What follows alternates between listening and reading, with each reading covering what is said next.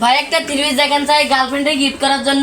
ভাই গার্লফ্রেন্ডের লাই হালার থালা দূর হয়েছে জীবন আর এই নৌকে ফ্যাম করতাম আর এই লেদা হলা নাক টিপ দিলে দুধ বা আর বেই গাইছে গার্লফ্রেন্ড এলে 3 পিস কিনো নেলে আছে ভাইয়া দেখেন ভাই পান